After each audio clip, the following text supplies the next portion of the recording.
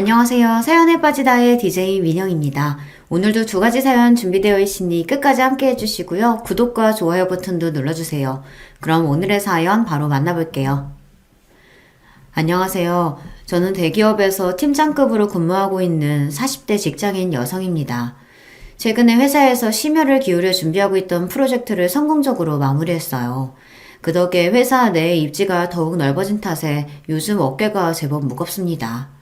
주변에서는 입사조차 쉽지 않다는 대기업에서 끝까지 살아남아 여자로서는 드물게 승진까지 해내고 고연봉자로 사는 제 삶을 부러워하시는 분들도 많으십니다.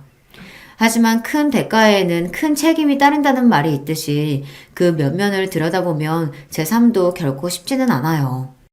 그렇다고 남들이 들으면 배부른 소리로 들릴 만한 이런 말을 함부로 하고 다닐 수는 없으니 이것도 참 애매하더라고요. 이런 제 남모를 스트레스를 해소하는 방법으로 최근에 택한 것이 바로 이 채널을 통해 다양하게 살고 계시는 여러분들 이야기를 듣는 거예요. 보내주신 귀중한 사연을 듣고 있자면 사람은 저마다 각자의 무게를 지고 사는구나. 나만 이렇게 아등바등 사는 건 아니구나 싶어 마음의 위로를 받을 때가 많습니다. 아무리 저 잘난 맛에 살아가는 저라고는 하지만 세상에 태어난 이상 저 혼자 살아갈 수는 없으니 부대끼는 많은 인연들이 있죠. 결혼생활 또한 마찬가지였습니다.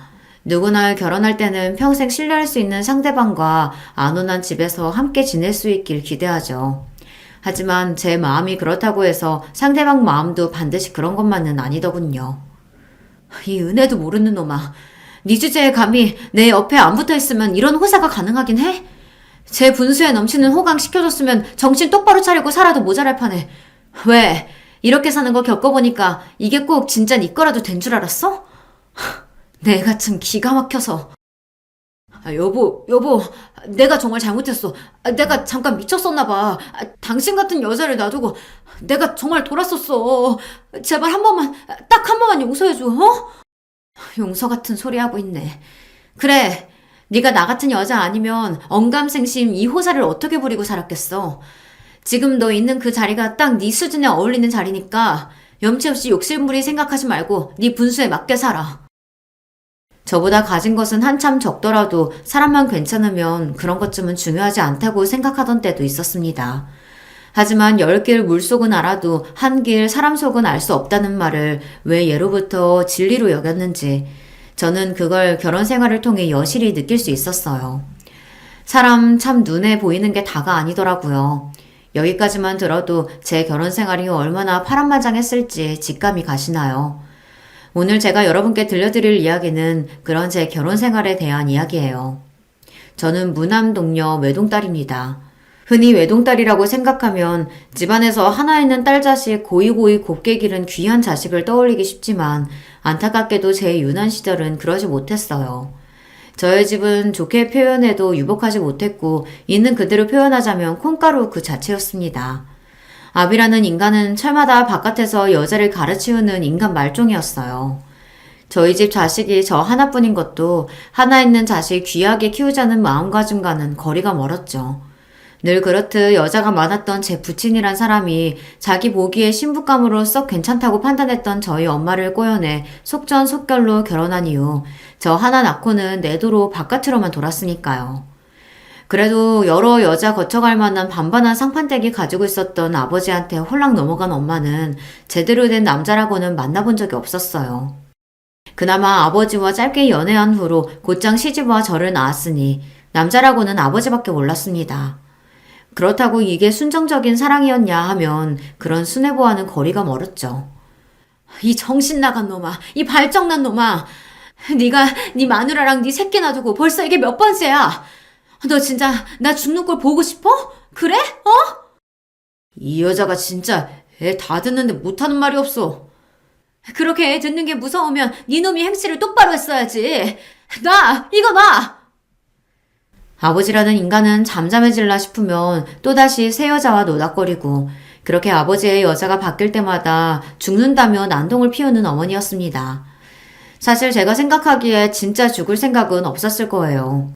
항상 아버지가 집에 들어올 때만 식칼을 사납게 휘두르며 자살소동을 피웠지만 슬쩍 실금 그어 피 비치는 정도 외에는 스스로 치명상을 입힌 적이 단 한 번도 없었으니까요.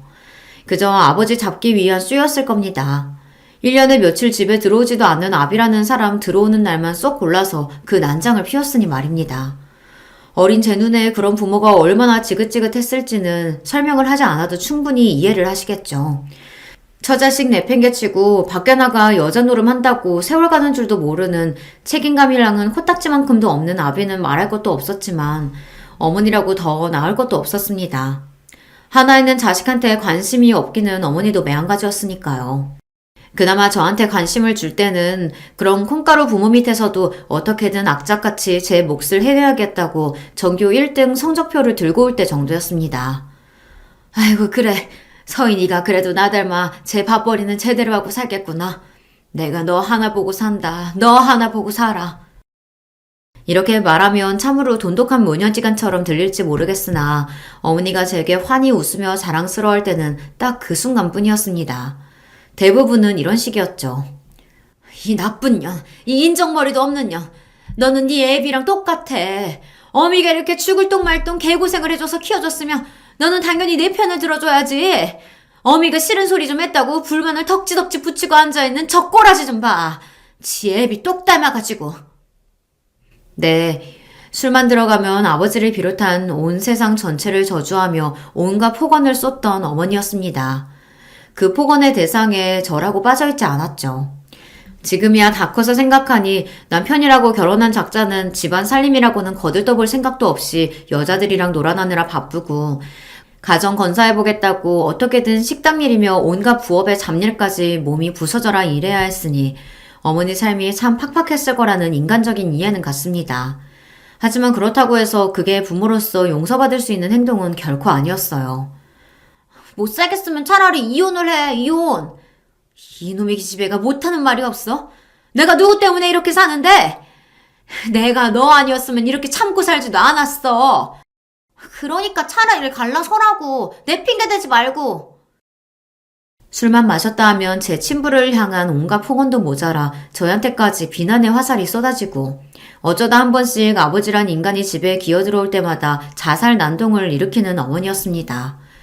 고등학교 졸업할 때까지 저 굶어 죽지 않게 만든 것도 어머니고 긴 시간 집안 살림을 책임져 온 것도 어머니였기 때문에 마냥 원망할 수 없다는 것도 어린 제 마음을 더욱 고통스럽게 했습니다.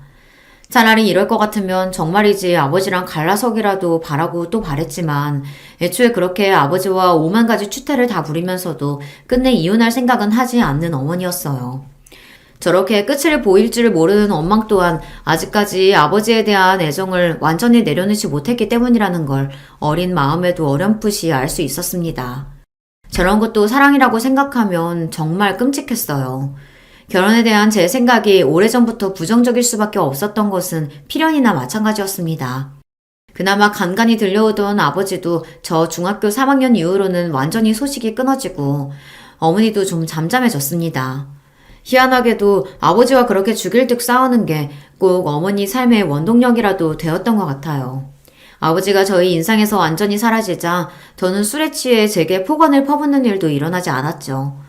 그나마 딱 고등학교 때에 맞춰서 사라져준 덕분에 대학 입시 공부나마 정신 시끄럽지 않은 상태에서 할 수 있었던 게 다행스럽게 여겨졌습니다. 하지만 그 와중에도 어머니 정신은 날이 갈수록 메말라갔어요. 너는 나같이 미련한 여자랑은 달라서 독한 구석도 있고 네 앞가림 정도야 너 알아서 할 테니 크게 걱정은 없다. 어미가 돼서 제대로 해준 것 하나 없어. 미안하다. 서희야. 제 대학 합격 통지 듣고 얼마 안 되어서 결국 지병으로 몸져 놓으신 어머니께서 제게 남긴 마지막 유언이었습니다. 어머니가 임종하시는 순간까지도 아버지란 인간은 끝내 나타나지 않았어요. 찾아오는 조무객도 별로 없는 초라한 장례식을 치르며 저는 결코 어머니처럼 살지 않으리라 굳게 마음을 먹었습니다. 남자 하나 때문에 인생 다 걸어 자식이고 나 스스로고 갉아먹는 짓은 하지 않겠다며 눈물을 머금고 결심했죠. 인간적으로는 참으로 가여운 어머니의 일생이었으나 그런 안타까운 마음에도 불구하고 부모로서는 형편없는 어머니였으니까요. 그렇게 양친 모두 잃고 세상에 홀로 남겨져서 시작하게 된 대학생활은 의외로 괜찮았어요. 어머니와 둘이 살 때도 살림이 넉넉한 편이 아니었기 때문에 항상 집에서 눈치를 봐야 했고, 참고서 한 권 사는 것도 쉽게 입을 떼기 어려웠습니다. 비록 하나 있는 자식이라도 남겨줄 재산도 없이 떠난 어머니셨기 때문에 모든 생활을 저 스스로 건사해야 한다는 게 쉽지는 않았어요. 하지만 이제 채워야 할 입은 저 하나밖에 없었고, 그 어수선한 환경에서도 이를 악물고 공부한 탓에 들어갈 수 있었던 명문대생이라는 타이틀 덕분에 괜찮은 과외자리도 여러 소개받을 수 있었습니다. 물론 남의 돈 버는 일이 그 무엇 하나 쉬운 일이 없으니 고생스럽기는 했지만, 고액 과외 여러 개 하며 지내다 보니 오히려 엄마와 함께 살 때보다도 금전적인 여유가 있는 편이었어요. 등록금이랑 생활비 충당하는 정도는 저 스스로도 충분히 해낼 수 있었습니다. 그러다 보니 저도 그제야 마음의 여유가 좀 생기더라고요. 저한테 누군가와 함께 사는 게 결코 좋은 기억일 수는 없다 보니 갓 성인이 되자마자 시작한 자취생활이 그렇게 만족스러울 수가 없었어요. 누가 저한테 눈치 주는 사람도 없고 술 먹고 행패 부리는 사람도 없고 혹여나 한참 연락을 끊은 아버지가 갑자기 나타나서 집안을 난장으로 만들지나 않을까 하는 불안감에 시달릴 필요도 없었습니다. 혼자 사는 게 딱 적성에 맞는다고 생각했어요. 그때는 워낙 긴 시간을 시달려온지라 외로움을 느낄 새도 없었습니다. 그야말로 제 세상이라고 생각했죠. 그렇게 과외해가며 학교 다니는 와중에도 공부는 악착같이 했습니다. 이 세상 천지에 믿을 거라고는 저 스스로밖에 없었으니까요. 제 부모가 온몸으로 보여줬던 불행의 전철을 밟지 않기 위해서라도 제 능력으로 올라갈 수 있는 데까지 올라가야 직성이 풀릴 것 같았습니다. 대학생활 내내 성적관리나 대외활동 등을 철저하게 관리한 덕에 대학 졸업반을 끝마치기도 전에 제가 입사를 희망하던 대기업에 우수한 성적으로 합격할 수 있게 되었습니다. 취업 준비하는 동안 의지할 만한 사람이라고는 하나도 없는 저였으니 어떻게든 졸업 전에 좋은 일자리를 잡아야 한다고 피땀 흘려가며 노력한 것이 결실을 맺게 되었다는 생각에 뿌듯했어요. 하나 마음먹으면 온 사활을 걸고 제대로 덤벼드는 제 성격답게 온갖 수재들이 모여있다고 하는 대기업에 입사한 후에도 저는 제 기량을 적극적으로 펼쳐나가기 시작했습니다. 그런 저를 보면서 시기하는 동료들도 많았으나 제 적극성을 높이 평가해주시는 분들 역시 많았어요. 특히나 사수들 중에서 여성인 선배들 같은 경우에는 그런 저를 기특하게 봐주시고 예뻐해주시는 분들이 많았어요. 요새 아무리 판도가 바뀌고 있다곤 하지만 여전히 여성에 대한 유리천장이 존재하고 있고 대기업도 그 면면을 들여다보면 상당히 보수적인 집단이기 때문에 여성이 끝까지 살아남기에 결코 녹록한 환경은 아니었습니다. 그 속에서 악착같이 살아남아 그 자리까지 올라간 여자 선배들 눈에는 아등바등 어떻게든 위로 올라가려고 길을 쓰는 신입인 제 모습이 마치 과거의 자신을 보는 것 같았겠죠. 그런 선배들 도움으로 저 역시 험난한 사회생활을 나름대로 잘 헤쳐나갈 수 있었습니다. 그렇게 잘난 선배들도 예외 없이 무너지는 순간이 있었는데요. 바로 결혼과 출산이었습니다. 업무할 때 그렇게 똑부러지고 당찰 수 없었던 선배들이 결혼 후 아이를 낳기 시작하면서 그 되찾던 기세가 꺾이고 결국은 하나 둘씩 회사를 떠나는 모습을 볼 때마다 정말이지 이해할 수가 없었어요. 저렇게 잘난 여자들도 결혼과 출산에서는 자유로울 수가 없는 건지 지금껏 그리 고생해서 쌓아올린 탑을 어째서 저리 한순간에 무너뜨릴 수밖에 없는 건지 안타깝다 못해 원망스러울 지경이었습니다. 서희야, 너는 절대 결혼하지 마라. 결혼하지 말고 네 능력 끝까지 펼쳐서 올라갈 수 있는 끝까지 한번 올라가 봐. 끝까지 회사에서 살아남을 수 있으리라 의심치 않았던 선배가 떠나면서 씁쓸한 표정으로 제게 남긴 말이었습니다. 이런 일을 몇 번 겪다 보니 저 나름대로 패턴이 눈에 보이기 시작하더라고요. 좋은 대학 나와 좋은 직장 다니며 훌륭한 스펙 갖춘 선배들이었으니 결혼 선배들 역시 다들 조건이 출중했어요. 그럼에도 불구하고 항상 결국 져주는 쪽은 여자 쪽이 되더라고요. 출산 문제에 있어서도 그렇고 아이 양육에 있어서도 그랬습니다. 다들 남편 못지않은 높은 스펙의 고연봉자였음에도 결국 희생은 아내와 엄마의 몫이 되었다는 거죠. 그러다 보니 그런 생각이 들더라고요. 내가 아무리 잘난 사람이라고 해도 나랑 비슷한 잘난 사람 만나면 결국 굽히는 쪽은 내 쪽이 될 수밖에 없겠구나. 선배들이라고 처음부터 결혼해서 자기 꿈 버리고 살 생각이라고는 추호도 없었을 테니 상황이 그런 식으로 몰아갔겠죠. 잘난 아들 둔 시댁에서 아들이 며느리한테 기죽어 사는 꼴 보고만 있을 리도 없었을 겁니다. 결혼에 대한 제 생각이 더더욱 부정적으로 바뀔 수밖에 없었어요. 결혼이 제 커리어에 결코 득이 되지 않으리라는 생각은 물론이었습니다. 만약 결혼이라는 걸 하게 된다 할지라도 저 잘난 줄 알고 아내 이상을 당연하게 생각하는 남자보다는 차라리 저보다 조건이 좀 떨어져도 제가 계속해서 성공 가도를 달리는 게 오히려 이득이라는 걸 판단할 수 있는 최소한의 계산은 할 줄 아는 남자가 차라리 나을지도 모르겠다는 생각을 하게 된 거죠. 아마 남편을 선택했던 이유도 무의식 중에 제가 그런 생각을 가지고 있었기 때문일 겁니다. 남편은 당시 제가 진행하고 있던 프로젝트의 연계에 참여한 거래처 말단 직원이었습니다. 조주희 뭐해? 얼른 인사드려. 이번 프로젝트 총 책임자셔. 안녕하십니까. 잘 부탁드립니다. 그래요. 우리 잘해봅시다. 저보다 한 살이 어린 남편이었어요.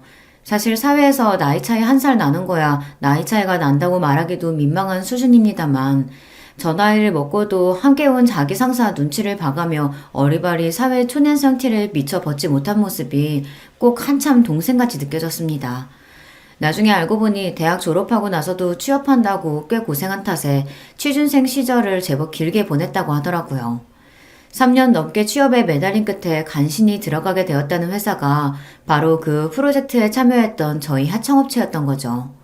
한마디로 스펙이나 조건이나 저한테는 될 것도 아니었습니다. 그래서 처음에는 이성이고 뭐고 고려할 생각조차 해본 적이 없었습니다. 언감생심 저한테 마음을 품을 거라고는 상상조차 못했고요. 프로젝트 준비하면서 그쪽 업체에서 저희 쪽으로 외근을 나올 일이 잦아졌어요. 저 마실 음료나 간식거리 준비하면서도 유독 제 취향에 맞춰 정성껏 준비를 해도 그저 제가 이 프로젝트 총 책임자이니 아무래도 제 눈치를 가장 많이 보겠지 하고 대수롭지 않게 생각했죠. 그랬기에 프로젝트 끝날 무렵 얼굴이 시뻘개져서는 버벅거리며 제게 마음을 고백하는 남편한테 놀라다 못해 조금 어이가 없을 지경이었어요. 그전까지는 그런 쪽으로는 전혀 생각을 해보지 못했으니까요. 이런 어이없는 작업에 어처구니 없게도 넘어간 것이 두고두고 제 인생의 골칫거리가 될 줄은 그때는 몰랐었죠. 한 가지 변명을 하자면 그 당시 시기가 안 좋기도 했습니다. 앞에서 언급했듯이 제가 회사에서 입지를 넓히면 넓힐수록 제가 의지하고 믿어왔던 여자 선배들은 거의 자취를 감추고 있었어요. 평소에 주변에 믿을 만한 어른이 없어서인지 입사하고 나서 저를 마치 친여동생처럼 생각하고 의지를 북돋아 주었던 선배들에게 저도 모르게 마음을 많이 주었나 봐요. 그 와중에 저는 나날이 승승장구하고 있으니 주변의 건재도 예전보다 더해졌습니다. 위로 올라가면 올라갈수록 각자 원하는 자리를 차지하기 위해 상대방에게 얼마나 치졸해 줄 수 있는지를 몸소 겪게 되니 직장 생활에 대한 피로도가 상당했습니다. 그렇다고 이걸 친구들 만나서 해소하기도 쉽지 않았어요. 저도 이제 나이가 차고 있으니 결혼을 고려하고 있던 친구들은 이미 거의 결혼해서 가정생활을 시작해 바쁘게 지내고 있었습니다. 저처럼 결혼보다는 성공에 더 큰 목표를 가지고 있던 친구들조차 상황은 저와 비슷할 테니 다들 자기 앞가림하기도 바빴겠죠. 평소에 외로움을 잘 타지 않는 성격이라고 생각했는데 상황이 이렇게 되다 보니 저 역시 힘에 부치더라고요. 그러니 남편은 운이 좋았던 겁니다. 하필이면 제가 살면서 가장 마음이 약해져 있고 외로움을 타던 시기를 본의 아니게 공략하게 된 셈이니까요. 그래도 연애할 때는 꽤 좋았어요. 처음부터 서로의 조건이나 스펙이 차이가 많이 난다는 걸 알고 시작했기 때문에 이런 부분은 서로 조심을 하기도 했습니다. 제 입장에서는 불어 상대방 자존심 상할 일 없게 한다고 예의를 잘 지키고 있었고 남편 입장에서는 자기 조건 생각하면 언감생심 꿈도 못 꿀 여자를 만나게 되었으니 그만큼 제게 더 지극정성으로 대했죠. 그때는 그것조차 흡족하게 느껴졌습니다. 잘난 남자들은 온 세상에서 자기 잘난 걸 모를 수 없도록 추켜 세워주며 사회적으로 대접을 받으니 그만큼 콧대도 높았으니까요. 그럼 남자 비위 맞춰주며 속 끓이고 저 자세로 나가느니 이렇게 자기 처지를 잘 알고 저 귀한 줄 알고 정성을 쏟아주는 남자 만나는 게 나쁘지 않게 느껴졌어요. 한편으로는 아직 어수룩한 남편의 모습이 순수하고 사회의 때가 타지 않은 것처럼 느껴졌습니다. 정작 그런 외적인 부분만 생각하고 거기에 맞춰 상대방 생각을 끼워 맞췄으니 돌이켜 생각하면 순진한 건 제 쪽이었는데 말입니다. 그동안의 제 성정을 생각해보면 어림도 없는 일이었음에도 이렇게 사람을 편안하게 해주는 상대방을 만나다 보니 물 흐르듯 자연스럽게 결혼 이야기도 나오기 시작했습니다. 하지만 그렇다고 제가 완전히 정신을 놓고 있는 건 아니었으니 호락호락 넘어갈 저는 아니었어요. 은근슬쩍 결혼에 대해 운을 띄우는 남편 말에도 제 입장은 단호했습니다. 강우 씨도 나 일하는 거 봐서 알겠지만 여자가 대기업에서 이만큼 살아남는 거 결코 쉬운 일 아니야. 나도 정말 죽을 각오로 노력해서 여기까지 왔고 난 이런 거 쉽게 포기할 생각 절대로 없어. 그럼요. 저도 서희 씨 그런 모습이 너무 멋있어서 거기에 반했는데요. 저 결혼했다고 아내 집안에 들어앉히고 희생 강요할 생각 절대로 없어요. 남편이 그렇게 말해줄 거라고 예상을 하기는 했지만 그럼에도 결혼은 쉽게 생각할 문제는 아니었습니다. 하지만 남편 역시 집요했어요. 서희 씨, 그런 걱정은 정말 안 해도 돼요. 서희 씨 같이 능력 있는 사람이 결혼한다고 자기 능력 제대로 펼치지 못하는 게 국가적인 낭비 아니겠어요? 결혼해서 우리 사이에 아이가 생긴다고 해도 아이 육아도 전적으로 제 쪽에서 맡을 거예요. 저도 그렇지만 저희 엄마도 얼마나 애들 좋아하시는데요. 그리고 누가 생각해도 능력 있는 서희 씨가 사회생활 더 열심히 해서 벌어오는 게 훨씬 이득이죠. 안 그래요? 그러니까 제가 전에 생각했던 주제 파악 잘 되는 남자가 딱 남편이었어요. 제가 결혼만 해주면 뭐든 다 해줄 것처럼 구는 남편에게 여자로서 으쓱한 마음도 들었어요. 저런 사람이라면 결혼해서 같이 사는 것도 나쁘지 않을 것 같았습니다. 제가 결혼해서 소대를 볼까봐 결혼에 소극적이었던 거지, 결혼해서 잘만 살 수 있다면 그게 보장만 되어 있다면야 그리 못할 짓도 아니라는 생각이 들었습니다. 그렇기에 가랑비에 옷 젖듯 남편 말에 조금씩 귀가 팔랑대던 저는 결국 남편의 청혼을 수락하게 되고 만 거죠. 우리 강우가 애가 너무 순해서 결혼해서 자기 부인한테 꽉 잡혀 사는 건 아닐지 몰라. 내 생각은 좀 그렇네. 그런 아들도 아들이라고 아들 가진 유세를 며느리감 처음 보는 자리에서부터 부리려드는 시어머니였습니다. 하지만 저도 이 정도 상황을 예상하지 못했던 건 아닙니다. 제 나름대로는 사전에 준비를 단단히 했어요. 강우 씨가 좋은 사람이고 결혼해서도 변함없을 사람이라고 생각했기 때문에 승낙하긴 했지만 그렇다고 내가 결혼했다는 이유만으로 얌전히 참고 살지만은 않을 거야. 특히나 시댁 문제로 서로 곤란한 일이 생기거나 내 쪽에서 일방적으로 희생을 감수하거나 해야 할 때 나 절대로 가만히 참고 있지 않을 거야. 그런 식으로 사느니 결혼 안 하는 게 낫다고 생각해 나는. 그럼요. 그런 문제는 걱정하지도 말아요. 내가 확실하게 커버쳐 줄게요. 제 어머니가 저 한번 길들여보겠다고 기싸움을 걸었다가는 아예 결혼 자체를 엎어버릴 생각을 하고 있는 저였으니 남편이 단단히 약속을 해주었습니다. 역시나 은근슬쩍 잘난 며느리감 앞에서 딴지를 걸려고 드는 자기 어머님에게 남편이 대번에 말했어요. 엄마, 그러지 마시라니까. 우리 서희 씨 스펙 생각하면 나 같은 사람 상대해주는 것만 해도 내 입장에서는 감지덕지야. 우리 고마워해야 한다고. 저 사람만큼 능력 있고 조건 좋은 사람들 주변에 많았을 텐데 그런 거 하나도 안 따지고 사람 하나만 보고 나 같은 사람 믿고 여기까지 와준 사람이야. 그럼 엄마도 나 생각해서라도 더 잘해줘야지. 결혼 전부터 벌써 제 아내 편을 단단히 드는 아들을 보고 좀 괘씸했는지 시어머니 형 얼굴이 당혹감으로 붉어졌으나 죄다 맞는 말이니 더는 할 말이 없었겠죠. 제게 걸어오던 기싸움을 바로 접는 시어머니였습니다. 저기서 더 나아가 저한테 트집이라도 잡았다가는 저 역시 이 자리를 얻고 나갈 생각까지 각오하고 있었기 때문에 그저 이 정도 선에서 마무리된 걸 다행이라고 생각했어요. 그렇게 제 결혼 생활이 시작되었습니다. 신저살림은 제가 살고 있던 오피스텔에서 시작하게 되었어요. 말이 오피스텔이지 평수도 넓고 고급화되어 있는 곳이라서 둘이서 신혼살림 시작하기에는 전혀 부족함이 없었습니다. 저한테 그렇게 결혼하자는 소리를 해댔으면서도 막상 결혼 준비하려고 보니 모아둔 돈이라고는 얼마 되지도 않는 남편 사정을 고려하면 사실 선택의 여지가 없기도 했어요. 하지만 좋은 게 좋은 거라고 저 사람 조건이 저에 비해 딸린다는 거 모르고 시작한 것도 아니잖아요. 저야 원래 살던 제 집이니 제 직장에서도 가깝고 일하면서 처음부터 제 힘으로 마련한 제 자가였기 때문에 집에 대한 애정도 상당한 편이었습니다. 거기에 남편만 들어오면 그만이라고 생각하니 차라리 복잡한 일 없게 되어 다행이라고 생각하기로 했어요. 그도 그럴 것이 결혼 준비하게 되면 가장 골치 아픈 문제가 집 아닙니까? 요즘 집값이 어디 한두 푼도 아니고 가지고 있는 예산 내에서 두 사람 직장이나 모든 상황을 고려해서 최적의 장소를 찾아낸다는 것 또한 쉬운 일이 아니잖아요. 그런 복잡한 단계들 다 건너뛸 수 있다고 생각하니 그때는 그것도 그렇게 나쁘게만 느껴지지 않았습니다. 그래도 결혼하는 건데 남편이 몸만 딸랑 들어올 수는 없으니 혼수 명목으로 필요한 가구나 가전들을 해가지고 들어오긴 했어요. 물론 이미 제가 사용하고 있던 고급 가전들이 상당수 준비되어 있었기 때문에 남편 쪽 부담이 그리 크지는 않았을 겁니다. 보통 결혼하는 부부들 의뢰하는 남녀 역할이 바뀐 거나 마찬가지였죠. 사실상 몸만 가지고 제 집에 들어오게 된 남편이 제게 미안한 듯 말했습니다. 결혼하는데 소희 씨가 부담한 게 너무 많아서 미안해요. 지금은 비록 내가 연차도 얼마 안 되고 모아놓은 돈도 없어서 이렇게 시작하지만 살면서 나 선택한 거 후회하지 않도록 내가 정말 잘할게요. 별소리를 다 해. 괜찮아요. 나도 크게 부담한 거 없어. 살던 대로 하던 거에 강우 씨 하나 더 맞이하는 것 뿐인걸.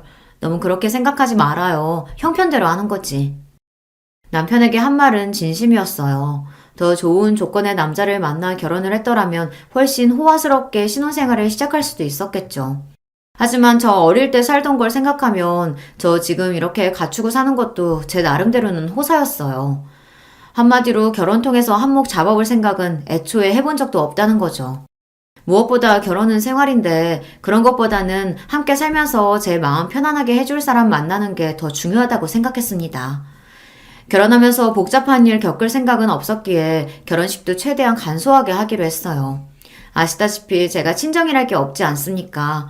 그러다 보니 자리 채워주실 만한 일가 친척분들 제대로 연락되는 분들도 없었고요. 저희 쪽 하객이라고 하면 제 가까운 친구나 지인들 제외하곤 일하면서 만난 회사 인맥들이 전부였죠. 물론 제 직급이다 보니 거래처 쪽이나 하청업체 쪽에서 제게 눈도장이라도 찍으려고 은근히 결혼식 초대를 바라기도 했습니다. 하지만 저는 굳이 그런 사람들로 북적거리며 시끄러운 결혼식을 치르고 싶지는 않았습니다. 제 말이라면 무조건 옳다는 소리부터 하는 남편이다 보니 저희 둘끼리는 의견 일치가 잘 되었어요. 문제는 시어머니였습니다. 그래도 내가 하나 있는 아들 장가 보내는데 이렇게 결혼식에 조출해서 쓰겠어? 엄마는 이미 다 끝난 얘기를 왜 또 꺼내고 그래요. 저희가 하객수도 최소한으로 받고 결혼식에 큰돈 쓰지 않고 살림에 보태겠다는 뜻을 밝히자 대본에 싫은 티를 내는 시어머니였습니다. 하지만 애초에 결혼식 자체가 저나 남편 주머니에서 나오는 건데 시어머니가 그렇게 싫은 티 내봤자 별 도리 없었을 거예요. 그게 정 마음에 안 들고 당신 아드님 휘황찬란한 결혼식 시키고 싶으시다면 본인이 결혼식 자금이라도 대주셨으면 또 몰라요. 아들 거의 공짜로 보내는 판에 결혼식은 신부 쪽에서 주로 준비하는 거라며 은근히 슬쩍 입을 씻으려는 시어머니였습니다. 그 속셈이 빤한데 굳이 시어머니 비위 맞춰줄 생각은 없었어요. 그렇게 결혼식 역시 저의 뜻대로 진행되게 되었죠. 결혼 초에는 참 좋았습니다. 남편이 취미가 요리라서 신혼 때는 제 낯빛이 반짝반짝해질 정도로 남편에게 잘 얻어먹고 다녔어요. 최 팀장 결혼하더니 얼굴 좋아졌네. 남편이 잘해주나 봐? 뭐 그렇죠. 주변 동료들도 한 번씩 언급하고 지나갈 정도로 제 표정도 좋아졌나 봐요. 제가 생각했던 것보다 결혼 생활이 만족스럽기도 했으니까요.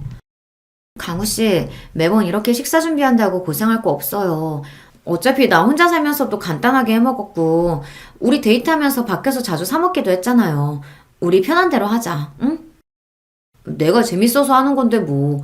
서희씨 내 음식 입맛에 맞아서 잘 먹어주는 거 보면 내가 요리하는 재미도 더 생기고. 어쩜 이렇게 저한테 쏙 맞는 남자가 다 있나 싶었어요. 저는 제 마음에 차는 남자는 죽을 때까지 안 나타날 줄 알았거든요. 이런 결혼 생활이 꿈같이 느껴졌습니다. 그런 와중에 한 가지 제 심기를 불편하게 하는 게 있었다면 역시 시어머니 문제였겠죠. 며느리라고 저한테 해준 것도 없으면서 제가 당신 아들의 배는 번다는 걸 알자 은근히 제게 바라는 게 많아진 시어머니였습니다. 누구네는 며느리가 결혼하면서 명품백도 해줬다고 하던데 너는 아무래도 애가 잘 버니 명품이나 이런 것도 좀 잘 알겠네? 아니요. 저는 그런 거 하나 장만하느니 그 돈 보태서 집 마련하자고 생각했던 편이라서요. 그러니까 제 또래보다 일찍 제 집 마련도 할 수 있었겠죠? 대놓고 명품백 사달라는 말이나 다름없었으나 제가 왜요. 신혼집도 제가 해 얼마 안 되는 혼수 명목 제외하고는 집안 살림도 제가 다 마련해 놓은 거였어요. 결혼식은 또 어땠나요? 집이며 혼수며 뭐 하나 제대로 해서 들려보낸 것도 없으면서 며느리라고 폐물 하나 물려주신 것도 없는 시어머니였습니다. 이런 이야기까지 하면 치사스럽다고 생각하실지 모르겠으나 사람 심리가 원래 오는 게 있어야 가는 것도 있는 거 아니겠습니까? 그게 꼭 물질적인 게 아니라 마음 씀씀이라도 말이죠. 해준 거는 없이 늘 잘난 며느리가 당신 아들 기죽이지는 않을까 경계하면서 제게 바라는 것만 많은 시어머니한테 맞춰드릴 생각은 눈꼽만치도 없었어요. 그나마 눈치가 있어서 저한테 살랑거리며 비위를 맞추는 시누이가 나을 지경이었습니다. 언니같이 능력 있는 사람이 내 새언니라니. 우리 오빠가 여자복이 넘쳐도 넘친다, 정말. 대학 졸업한 지 2년차가 넘어가는 시누이는 아직 미취업 상태였습니다. 시누이 입장에서도 저랑 안 좋게 지내봤자 좋을 게 하나도 없었죠. 대기업 팀장급인 높은 직급에 넉넉한 형편까지 변변한 직장 하나 구하지 못한 취준생의 인맥치고는 호화스러웠으니까요. 제가 자기한테 득이 되면 득이 됐지 실이 될 일은 없었겠죠. 저한테 밉보여서 좋을 게 없었으니 더 제 기분을 맞추려고 노력하는 게 눈에 보였어요. 아직 나이가 얼마 되지 않으니 그런 속이 빤히 보였지만 제게 바라는 거 많으면서도 자격지심에 삐뚤게 대하는 시어머니보다는 차라리 속 빤히 보이는 시누이가 낫다고 생각했습니다. 자, 이거 아가씨한테 어울릴 것 같아서 내 거 사면서 하나 샀어요. 어머, 세상에, 너무 예쁘다. 나 이런 선물 처음 받아봐요. 언니, 진짜 고마워요. 제가 선물한 명품 실반지를 끼며 좋아서 입이 귀에 걸리는 시누이였습니다. 이런 식으로 시누이에게 한 번씩 선물을 하고는 했어요. 제가 저한테 잘하는 사람한테는 아끼는 성미가 아니거든요. 또 베푼 만큼 돌아온다고 생각하기도 했고요. 물질적으로 갚지 못하면 마음이나마 쓴다고 생각했어요. 아무래도 제가 어릴 적부터 가정 형편이 이렇다 보니 아무 의도 없이 순수한 호의를 베푸는 게 오히려 불편한 부분이 있었습니다. 이렇게 줄 거 확실히 주고 받을 거 확실히 받는 편이 더 편했어요. 반면 제 심기를 거스르는 사람한테는 돈 한 푼도 쓰지 않았습니다. 저도 여기까지 올라와서 이만한 돈 벌 수 있기까지 여간 고생을 한 게 아닌데 뭐 한다고 저한테 잘하지도 않는 사람한테 귀하게 번 돈 함부로 쓰겠어요. 그러니 시어머니는 처음부터 작전을 잘못 세워도 아주 잘못 세운 거였죠. 저한테 잘 보인 시누이가 하나 둘씩 떡고물을 받아 챙기는 걸 뻔히 보는데 시어머니의 배알이 꼴리지 않을 수 없었겠죠. 이전에도 시어머니가 저한테 여러 번 돈 해달라는 부탁을 한 적이 있었습니다. 하지만 제 반응은 단호했어요. 정 돈이 급하신 거면 돈을 해드릴 수는 있어요. 하지만 어머니, 가까운 사이일수록 돈 문제 같은 예민한 건 확실하게 처리해야 돼요. 정말로 저한테 돈 빌려가실 거면 차용증도 쓰셔야 하고 기간 지키셔서 빌리신 돈도 돌려주셔야 되고요. 아니 무슨 식구끼리 그렇게까지 해? 사람 정없게. 지금이야 그게 정없게 들리실지 모르시더라도 그 편이 나아요. 어머님 말씀대로 몇 푼 되지도 않는 돈 때문에 가족관계 어그러지면 그것만큼 어리석은 게 또 있나요? 단호한 제 말에 말문이 막혀버린 시어머니였습니다. 사실 제 말이 맞잖아요. 돈독하게 잘 지내고 있는 고부지간이라고 해도 돈거래 같은 건 철저하게 하는 게 맞죠. 하물며 제 입장에서는 그리 좋은 감정을 가지고 있는 시어머니도 아니었습니다. 게다가 본인이 아쉬워서 부탁하는 처지면서 저 태도는 또 뭡니까? 제가 돈을 안 빌려준다고 한 것도 아닌데 빌려준다고 한 것만으로도 고마워해야 할 판 아닌가요? 마치 며느리한테 돈 맡겨둔 것처럼 구는데 진짜로 차용증도 없이 돈 빌려줬다가는 은근슬쩍 입 싹 씻고도 남을 시어머니였으니까요. 저는 시댁 쪽에 언제 한번 손 벌린 적이 없는데 하는 짓은 다르지만 결국 저한테 바라는 게 많다는 점만은 똑 닮은 시어머니와 시누이였습니다. 그런 자기 본가 식구들 때문에 남편 역시 살살 제 눈치를 볼 때가 많았죠. 여보, 우리 엄마랑 강미 때문에 골치 아프죠? 내가 그러지 말라고 그렇게 얘기하는데 말을 잘 안 듣네. 아니야. 나도 내 수준에서 감당되는 것만 받아주지 그러지 못할 것 같으면 애초에 받아주지도 않으니까 그걸로 별로 미안해하지 않아도 돼요. 피로를 풀어주겠다며 제 어깨를 마사지하는 남편에게 달스럽지 않게 말했습니다. 스트레스가 아예 없다고 하면 거짓말이겠지만 그래도 사람과 사람이 엮인 일인데 그렇게 물 흐르듯 편하게만 흘러갈 수 없다는 것 정도는 저도 알고도 남을 나이였으니까요. 그리고 그 정도는 충분히 감당이 가능하다고 생각하기도 했습니다. 얼마 안 지나서 시누이가 제 앞에서 쭈뼛거리더니 또 부탁을 하더라고요. 이것저것 자잘하게 부탁하던 게 잦은 시누이였기 때문에 이번에도 또 뭔가 예산일처럼 생각했습니다. 저 언니, 저 이번 시즌은 진짜로 취업해야 하거든요. 그런데 알다시피 지금 우리 집 꼴이 집중해서 공부할 만한 환경은 아니잖아요.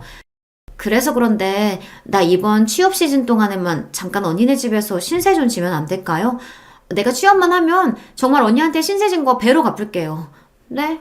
언니. 저도 이건 좀 부담스럽더라고요. 아무리 살랑살랑 제 비위를 맞추며 저한테 잘 보이려고 드는 신우이였지만 그래도 같이 사는 건 다른 문제 아닙니까? 저로서도 제 집에 시댁 식구가 같이 사는 게 부담이 되지 않을 수가 없었어요. 하지만 시댁 형편 생각하면 신우이의 말도 아주 일리가 없는 건 아니었습니다. 시댁 집 규모가 작은 건 둘째 치더라도 시어머니가 부업하느라 하루 종일 거실에서 뚱땅대고 있는데 원래부터 진득하게 공부하는 성품이 아닌 시누이 입장에서는 집중력이 흐트러질 만도 했겠죠. 남편 역시 은근히 제 동생 지원 사격을 했습니다. 서희 씨 입장에서 많이 불편한 거라는 건 알지만 정말 제 쥐 죽은 듯이 있게 할게요. 어차피 제 학원도 다녀야 하고 우리 집에 있을 밤늦은 시간에는 공부만 보내면 되니까. 우리 다 직장에 일하러 나갔을 때만 잠깐 집에서 공부하고 우리 집에 들어왔을 때는 잠만 재운다고 생각하면 돼요. 제 소란 피우면 내가 먼저 내쫓을 테니까 딱 몇 달만 도와줄 수 없을까요? 마치 저 말고는 다른 대안은 없다는 듯이 절박하게 제게 매달리는 두 사람을 보고 마냥 안 된다고 거절하기도 쉽지 않더라고요. 결국 신우의 부탁을 들어줄 수밖에 없었습니다. 한동안 약속한 대로 정말 쥐죽은 듯 지내던 신우이였기에 생각보다 지낼만 하다고 생각했어요. 하지만 머지않아 문제가 하나 생겼습니다. 당신 혹시 내 액세서리에 한 만졌어? 왜? 뭐가 없어? 아니, 내가 분명히 여기 뒀던 것 같은데 어디 잘못 빼놨나? 제 물건이 하나씩 없어지거나 아니면 제가 평소에 절대 두지 않을 만한 자리에 놓여 있는 겁니다. 그동안의 변화라고는 신우이가 집에 들어온 것밖에 없으니 자연스레 신우이가 제 물건을 만지는 거 아닌가 하고 의심이 들었어요. 하지만 이게 참 말 꺼내기도 애매한 문제잖아요. 증거도 없는데 괜히 죄 없는 사람 잡는 걸 수도 있고 그러다 문득 생각이 났습니다. 지금은 고양이 별을 건너고 난 이유지만 결혼 전에 혼자 살면서 키우던 고양이 때문에 반려동물 캠을 설치해뒀던 기억이 났어요. 그것까지 치우면 정말 소중히 키우던 고양이의 흔적이 다 사라지는 것 같아서 설치한 걸 떼어내지는 않았으나 당연히 가동은 멈춰두었죠. 그래서 혹시나 하는 마음에 몰래 캠 기능을 다시 켜두었어요. 그러고는 갑작스레 회사에서 이슈가 터지는 바람에 제가 며칠 집에도 제대로 들어가지 못했습니다. 하도 정신이 없고 거의 잠도 자지 못했다 보니 캠 켜놓은 것도 자연스레 잊게 되었죠. 터진 일 해결한다고 피가 마르는 며칠간의 시간을 보낸 후 간신히 사건을 수습할 수 있었습니다. 제가 그래도 건강은 항상 자신을 하던 사람이었는데 며칠이나 밤을 새고도 멀쩡할 수는 없었나 봐요. 으슬으슬 몸살 기운이 올라오기 시작했습니다. 팀장님, 이제 급한 불도 어지간히 껐는데 들어가서 집에서 눈 좀 붙이세요. 지금 팀장님 안색이 너무 안 좋아요. 아, 그래, 그럴까? 자기들도 오늘 일찍 퇴근해, 그럼. 회사 입사하고 나서 제가 근무 시간도 채 마치지 못하고 조퇴하는 건 처음이었습니다. 그 정도로 잠이 쏟아지더라고요. 얼른 집에 가서 뜨끈한 물로 샤워하고 제 포근한 침대에 몸을 묻고 싶다는 생각밖에 없었어요. 평소에 퇴근하는 시간이 아니다 보니 집에 시누이가 있을지도 모른다는 생각은 했지만 어차피 잠만 잘 건데 그냥 조용히 내 방으로 들어가야지 싶었습니다. 남편이야 아직 퇴근하려면 한참 남아 있었고요. 그렇게 조용히 현관문을 따고 들어가서 제 방문을 열려고 하는데 순간 이상한 기척이 느껴졌습니다. 속닥거리는 말소리 같은 게 들리는데 여자 목소리였어요. 대번에 피로가 확 가실 만큼 기분이 확 나빠졌습니다. 이 시간에 지금 집에 있을 사람이 시누이밖에 더 있나요? 아니, 공부하라고 큰맘 먹고 집에 들여놨더니 자기한테 내어준 방도 아니고 왜 제 방인 안방에서 그 시각에 여자 소리가 들린단 말입니까? 순간 며칠 전부터 안방에 넣어둔 제 물건들 때문에 신경 썼던 일이 퍼뜩 떠올랐어요. 아, 내가 현장을 잡았구나 싶었죠. 네, 이걸 진짜 가만히 안 둘 거다라고 생각하며 방문을 확 열어젖혔습니다. 뭐야! 제 안방에 있던 사람이 갑작스레 문 열리는 소리에 경악해서 소리를 질렀습니다.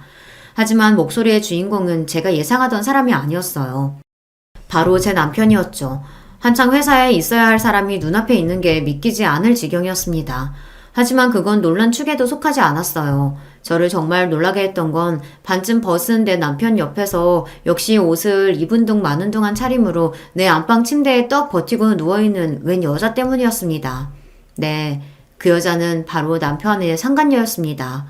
짧은 시간 동안 제 머릿속에 얼마나 많은 생각이 스쳐 지나갔는지 모릅니다. 하지만 그 생각이 다 정리도 되기 전에 제 몸이 먼저 움직이고 있었어요.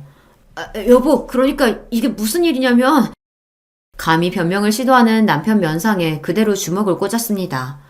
희한한 소리를 내며 제 면상을 감싸주는 남편을 뒤로하고 옆에 있던 여자 머리채를 휘어잡았어요. 이가 없다! 머리채를 붙들린 여자가 소리를 지르든 말든 무서운 기세로 그 여자를 질질 끌고 현관문 밖으로 나갔습니다. 제 몸에서 어떻게 그런 힘이 솟아났는지 모르겠어요. 며칠 밤을 새고 다 죽어가는 저조차도 극도의 흥분 상태로 만든 충격적인 광경 때문이었겠죠. 감히 내 안방을 차지하고 있던 그 더러운 여자를 문 밖으로 패대기 친 후 저는 고래고래 소리를 질렀습니다. 도둑이야! 도둑이야! 그 소란에 이웃 주민들이 하나둘 문을 열고 빼꼼 내다보기 시작했어요. 거의 벗은 거나 다름없는 여자는 그런 민망한 제 꼴을 남들에게 들키자 얼굴이 붉어지다 못해 거의 터질 지경이 되었습니다. 그 난리를 치는 동안에도 남편놈은 나타나지 않더라고요. 거기 경찰에 신고 좀 해주세요. 제 집에 모르는 여자가 들어와 있어요. 어머 세상에 웬일이야. 평소에 오지랖 넓으시던 이웃 주민 한 분이 흥미진진한 눈으로 그 꼴을 바라보다 들고 있던 휴대전화로 경찰에 전화를 걸었습니다. 남편이란 놈이 문 밖으로 튀어나온 것도 딱 그 시점이었어요. 저 비겁한 놈이 방금까지 저랑 붙어먹던 여자는 옷도 제대로 못 걸치고 문 밖에 쫓겨나 저 수모를 당하고 있는데도 그 와중에도 제 체면은 챙기고 싶었는지 위아래 옷을 다 갖춰 입고 나왔더라고요. 하긴 마누라 속이고 감히 내 집에서 더럽게 뒹군 연놈들 의리라고는 고작 그런 거겠죠. 여보 내가 다 설명할게. 제발 내 얘기 좀 들어줘. 대번에 바닥에 무릎을 꿇고 파리처럼 두 손을 싹싹 비벼가며 제게 비는 남편이었습니다. 하지만 제가 어디 그런 꼴 두고 보고 있을 사람인가요? 제 불우한 어린 시절 이야기는 여전히 기억하고 계실 거예요. 저한테 외도는 애초에 타협의 대상이 아니었습니다. 처자식 내팽개치고 외도를 일삼던 아비와 그런 아비를 끝끝내 포기하지 못해 하나뿐인 자식에게 생채계를 남긴 어미를 떠올리면 그러려고 해도 그럴 수가 없었어요. 마침 제 발로 제 집 밖으로 걸어 나온 김에 그대로 그 둔 연놈들을 제 집에서 쫓아내 버렸습니다. 더러워서 놈과 한마디 말도 섞고 싶지 않았어요. 그대로 남편과 남편 상간녀를 집 밖에 내놓은 채 저는 집으로 들어가 문을 쾅 걸어 잠갔습니다. 수치심을 견딜 수 없었는지 질질 짜는 상간녀 울음소리가 들렸으나 그마저도 끔찍해 손님방으로 가서 문을 걸어 잠그고 이불을 뒤집어 썼습니다. 차마 저 두 연놈들 뒹군 제 안방 침대에 가서 누울 수는 없더라고요. 그러다 퍼뜩 며칠 전 반려동물용 캠을 작동시켰던 것이 기억났습니다. 영상을 돌려보는 내내 손이 떨리고 피가 거꾸로 치솟는 느낌이었어요. 그 안에는 그 더러운 인간들의 불륜 증거가 적나라하게 담겨 있었습니다. 제 집안을 마치 자기 집이라도 된양 자연스럽게 거느리는 상간녀 하는 모양새가 벌써 한두 번 저러는 게 아니라는 걸 직감할 수 있었어요. 놀라운 사실은 한 가지 더 있었습니다. 그런 남편과 상간녀와 자연스럽게 어울리던 시누이였죠. 그러니까 저만 바보였던 거예요. 제 집 마련하는데 한 푼 도움된 적도 없던 저 인간들이 제 집을 놀이터 삼아 시시덕대는 동안 정작 집주인인 저는 저 인간 같지도 않은 것들에게 놀아나는 줄도 모르고 아무것도 모르고 살았던 겁니다. 걷잡을 수 없는 분노에 휩싸여 저는 그 길로 곧장 대형 로펌에 제 이혼 소송권을 맡겼습니다. 제 상간녀와 경찰서에서 훈방조치로 풀려나자마자 제게 이혼소장을 받게 된 남편이 혼비백산에 제 집으로 헐레벌떡 달려왔습니다. 여보 내가 무조건 잘못했어. 다 내가 못난 탓이야. 그 여자 죽을 때까지 다시는 안 볼 테니까 제발 이혼하자는 말만 하지 말아줘. 내가 뭐든 다 할게. 제발 여보. 그 더러우니 못 닥쳐? 감히 네 내 집에 여자를 끌고 들어와? 여기가 네 집이니? 쥐뿔 가진 것도 없는 거지 새끼 사람 하나 믿고 걷어줬더니 감히 이따위로 뒤통수를 쳐. 네 놈이 네 상간녀 앞에서 능력 있는 와이프 그리 까내리며 놀아난 꼴 뻔히 아는데 내 집에서 여자랑 뒹굴다 걸린 현행범이 무슨 변명을 하려고 들어. 아니야. 나한테 여자라고는 당신밖에 없어. 정말이야. 그 여자는 그냥 잠깐 논 게 전부야. 잠깐 노는 년을 자기 아내 보성감까지 뒤져서 치장시켜가면서 노니? 이 자존심도 없는 놈아? 아니, 당신이 그걸 어떻게... 제게 전원 불륜 증거 영상이 사흘 밤낮을 돌려도 모자라게 차고 넘친다는 건 몰랐겠으나 자기가 한 것을 이미 본 듯이 확신하고 말하는 저를 보고 차마 말을 잇지 못하는 남편 놈이었어요. 원래도 사람 하나 빼면 볼 거 하나도 없는 놈이라고 생각했는데 애초에 그것조차 내 앞에서 꾸며낸 허상이라는 걸 알았으니 너 같은 놈 뭘 보고 내가 같이 살겠니? 가서 네 분수에 맞게 구질구질하게 살아. 이참에 그 여자랑 살림이라도 차리면 되겠네. 내가 미쳤다고 너 같은 모자란 놈을 잡아? 어디 가서 잘 살아봐. 여보, 제발 나 버리지 마. 그 뒤로 무슨 개소리를 짓거리든 말든 놈과 더 이상의 대화는 없었습니다. 그만큼 이혼에 대한 제 뜻이 확고했으니까요. 그나마 저런 놈하고 애라도 낳지 않은 걸 천운이라고 생각했어요. 내가 할 수 있는 모든 것을 다해서 저놈 인생을 망가뜨리겠다고 이를 부득부득 갈았습니다. 없는 살림에 뜯어낼 수 있는 최대한의 위자료를 뜯어낸 것도 모자라 당장에 시어머니께 빌려줬던 돈도 소송을 걸었죠. 역시 차용증 쓰기를 잘했다고 생각하며 말이에요. 잘난 아내 만나 다니던 회사에서 어깨 좀 펴고 다녔던 놈이 쫓기듯 지방 발령을 받은 것도 제게 이혼 당한 후 얼마 되지 않은 시점에서였어요. 제가 특별히 편의를 봐준 적은 없으나 그래도 비슷한 조건이면 남편 회사를 선택했던 것이 모조리 철회되었으니까요. 같은 회사 말단 사원이었던 상간녀 역시 일자리를 잃었습니다. 잘난 마누라 덕 보며 주제에 넘치던 호사를 부리던 놈이 제 알량한 남자로서의 자존심은 조건이라고는 볼 거 하나도 없는 여자에게서 채우고 있었던 겁니다. 폭풍 같은 기세로 이혼을 마무리하고 놈을 나락으로 떨어뜨리고 나니 그제야 허무감이 밀려왔습니다. 남편뿐만 아니라 저를 기만한 시댁까지 풍비박산을 내었으니 이제 이 더러운 인연은 이갈로 떠나보내자 마음을 다잡았어요. 제게 결혼은 실수로 남았으나 저를 지금 이 자리에 이르게 한 것은 바로 이러한 실수를 최대한 빨리 털고 다시 일어났다는 점입니다. 이번에도 예외는 아니었어요. 사실 일하느라 바빠서 생각보다 이혼의 아픔이 길게 가지도 않았습니다. 제 파란만장한 결혼 이야기는 여기까지입니다. 제 이야기 들어주신 여러분 모두 감사드려요. 안녕하세요. 저는 경기도에 살고 있는 30대 후반 여성입니다. 원래는 비혼주의자였어요. 그래서 결혼할 생각이 전혀 없었는데 남편을 만나고 생각이 바뀌어 5년 전에 결혼을 했어요. 남편이 저를 너무 좋아했고 그때 저도 심적으로 힘든 일이 많았어서 남편에게 의지를 많이 했거든요.